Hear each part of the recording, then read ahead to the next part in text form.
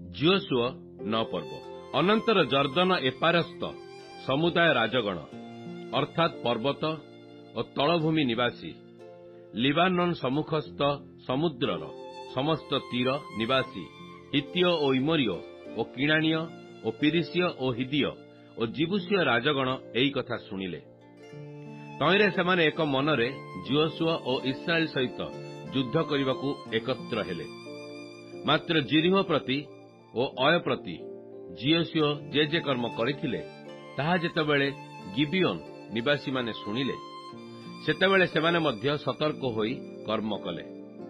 ସେମାନେ ଯେ ରାଜଦୂତ ବେଶ ଧରି ଆପଣା ଆପଣା ଗର୍ଦ୍ଧବ ଉପରେ ପୁରୁଣା ଅଖା, ପୁଣି ପୁରୁଣା ଓ ଚିରା ଗଣ୍ଠିପଡ଼ା ଦ୍ରାକ୍ଷାରସ କୁମ୍ଫା ନଦିଲେ। ଆଉ ସେମାନଙ୍କ ପାଦରେ ପୁରୁଣା ଓ ତାଳିପଡ଼ା ଜୋତା, ପୁଣି ଦେହରେ ପୁରୁଣା ଲୁଗା ଦେଲେ। ପୁଣି ସେମାନଙ୍କ ପାଥେୟ ରୋଟି ଶୁଖିଲା ଓ ଗମରା ହୋଇଯାଇଥିଲା। ଏହି ରୂପେ ସେମାନେ ଗିଲଗଲ ସ୍ଥିତ ଛାଉଣିକି ଜିଓସୁଅଙ୍କ ନିକଟକୁ ଯାଇ ତାଙ୍କୁ ଓ ଇସ୍ରାଏଲ ଲୋକମାନଙ୍କୁ କହିଲେ, ଆମେମାନେ ଦୂର ଦେଶରୁ ଆସିଲୁ, ଏଣୁ ତୁମେମାନେ ଏବେ ଆମ୍ଭମାନଙ୍କ ସହିତ ନିୟମ ସ୍ଥିର କର। ତହିଁରେ ଇସ୍ରାଏଲୀୟ ଲୋକମାନେ ସେହି ହିଦୀୟ ଲୋକମାନଙ୍କୁ ଉତ୍ତର ଦେଲେ, କେଜାଣି ତୁମେମାନେ ଆମ୍ଭମାନଙ୍କ ମଧ୍ୟରେ ବାସ କରୁଥିବ, ଆମେମାନେ କିପରି ତୁମମାନଙ୍କ ସହିତ ନିୟମ କରିପାରିବୁ? ତହୁଁ ସେମାନେ ଜିଓସୁଅଙ୍କୁ କହିଲେ, ଆମ୍ଭେମାନେ ଆପଣମାନଙ୍କର ଦାସ। ଯେହେତୁ ଜିଓସୁଅ ସେମାନଙ୍କୁ କହିଲେ, ତୁମେମାନେ କିଏ, ପୁଣି କେଉଁଠାରୁ ଆସିଅଛ?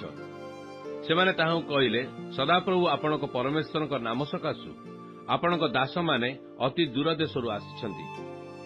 କାରଣ ତାହାଙ୍କର କୀର୍ତ୍ତି ଓ ସେ ମିଶରରେ ଯେ ସମସ୍ତ କର୍ମ କରିଅଛନ୍ତି, ପୁଣି ସେ ଜର୍ଦ୍ଦନ ସେପାରିସ୍ଥ ହିସବୋନ ରାଜା ସିହୋନ ଓ ଅଷ୍ଟାରୋତ ନିବାସୀ ବାସନ ରାଜା ଓଗ, ଇମୋରିୟମାନଙ୍କର ଏହି ଦୁଇ ରାଜା ପ୍ରତି ଯେ କର୍ମ କରିଅଛନ୍ତି, ତାହା ସବୁ ଆମ୍ଭେମାନେ ଶୁଣିଅଛୁ।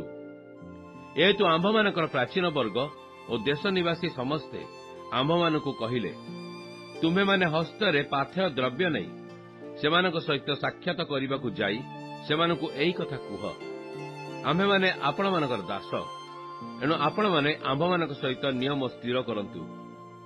ଆମ୍ଭେମାନେ ଆପଣମାନଙ୍କ ନିକଟକୁ ଆସିବା ନିମନ୍ତେ ଯାତ୍ରା କରିବା ଦିନ ଗୃହରୁ ତତଲା ରୋଟି ଆଣିଥିଲୁ, ମାତ୍ର ଏବେ ଦେଖନ୍ତୁ ତାହା ଶୁଖିଲା ଓ ଗମରା ହୋଇଯାଇଛି। ପୁଣି ଏହିସବୁ ଦ୍ରାକ୍ଷାରସ କୁମ୍ପା ଭର୍ତ୍ତି କରି ଆଣିଥିଲୁ, ତାହା ନୂଆ ଥିଲା, ମାତ୍ର ଦେଖନ୍ତୁ ସବୁ ଆସି ଚିରି ଯାଇଛି। ଆଉ ଆମ୍ଭମାନଙ୍କର ଏହି ଲୁଗା ଓ ଜୋତା ଅତି ଦୂର ଯାତ୍ରା ସକାଶୁ ପୁରୁଣା ହୋଇଯାଇଛି। ତହିଁରେ ଲୋକମାନେ ସେମାନଙ୍କ ପାଥେୟ ଦ୍ରବ୍ୟ ଗ୍ରହଣ କଲେ, ଆଉ ସଦାପ୍ରଭୁଙ୍କ ମୁଖରୁ ପରାମର୍ଶ ଲୋଡ଼ିଲେ ନାହିଁ। ପୁଣି ଜିଓସୁଅ ସେମାନଙ୍କ ସହିତ ସନ୍ଧି କଲେ ଓ ସେମାନଙ୍କୁ ଜୀବିତ ରଖିବାକୁ ନିୟମ କଲେ, ଆଉ ମଣ୍ଡଳୀର ଅଧିପତିମାନେ ସେମାନଙ୍କ ନିକଟରେ ଶପଥ କଲେ। ଏହି ରୂପେ ସେମାନେ ସେମାନଙ୍କ ସହିତ ନିୟମ ସ୍ଥିର କରିବାର 3 ଦିନ ଗତ ହୁଅନ୍ତେ ସେମାନେ ଶୁଣିଲେ ଯେ ଏମାନେ ଆମ୍ଭମାନଙ୍କର ନିକଟସ୍ଥ ଲୋକ ଓ ଆମ୍ଭମାନଙ୍କ ମଧ୍ୟରେ ବାସ କରୁଅଛନ୍ତି। ଏ ଉତ୍ତାରେ ଇସ୍ରାଏଲ ସନ୍ତାନଗଣ ଯାତ୍ରା କରି ତୃତୀୟ ଦିବସରେ ସେମାନଙ୍କ ନଗରମାନଙ୍କରେ ଉପସ୍ଥିତ ହେଲେ। ଗିବିଓନ ଓ କଫିରା ଓ ବେରୋତ ଓ କିରିୟତ ଜିଆରିମ୍ ସେମାନଙ୍କ ନଗର ଥିଲା। ମାତ୍ର ମଣ୍ଡଳୀର ଅଧିପତିଗଣ ସଦାପ୍ରଭୁ ଇସ୍ରାଏଲର ପରମେଶ୍ୱରଙ୍କ ନାମରେ ସେମାନଙ୍କ ସହିତ ଶପଥ କରିଥିବାରୁ ଇସ୍ରାଏଲ ସନ୍ତାନଗଣ ସେମାନଙ୍କୁ ଆଘାତ କଲେ ନାହିଁ।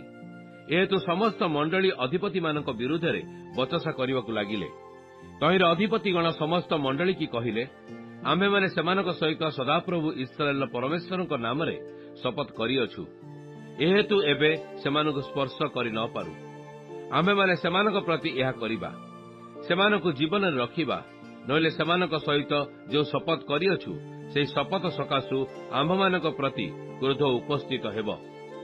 ଏ ନିମନ୍ତେ ଅଧିପତିମାନେ ସେମାନଙ୍କୁ କହିଲେ, ଏମାନେ ଜୀବିତ ଥାନ୍ତୁ, ମାତ୍ର ଅଧିପତିଗଣର ବାକ୍ୟାନୁସାରେ ସେମାନେ ସମସ୍ତ ମଣ୍ଡଳୀର କାଠ କଟାଳି ଓ ଜଳ ଢଳାଳି ହେବେ। ଏ ଉତ୍ତାରେ ଜିଓସୁଅ ସେମାନଙ୍କୁ ଡକାଇ କହିଲେ, ଆମ୍ଭେମାନେ ତୁମ୍ଭମାନଙ୍କଠାରୁ ଅତି ଦୂରସ୍ଥ ଲୋକ। ଏହା କହି, ଇଏତୁ ତୁମ୍ଭେମାନେ ଆମ୍ଭମାନଙ୍କୁ ପ୍ରବଞ୍ଚନା କଲ? ତୁମ୍ଭେମାନେ ତ ଆମ୍ଭମାନଙ୍କ ମଧ୍ୟରେ ବାସ କରୁଅଛ। ଏ ନିମନ୍ତେ ଏବେ ତୁମେମାନେ ଶାପଗ୍ରସ୍ତ ହେଲ। ଆମ୍ଭ ପରମେଶ୍ୱରଙ୍କ ଗୃହର କାଠ କଟାଳି ଓ ଜଳ କଢ଼ାଳି ହେବା ପାଇଁ ତୁମମାନଙ୍କ ମଧ୍ୟରୁ ବନ୍ଧା ଦାସର ଅଭାବ ହେବ ନାହିଁ।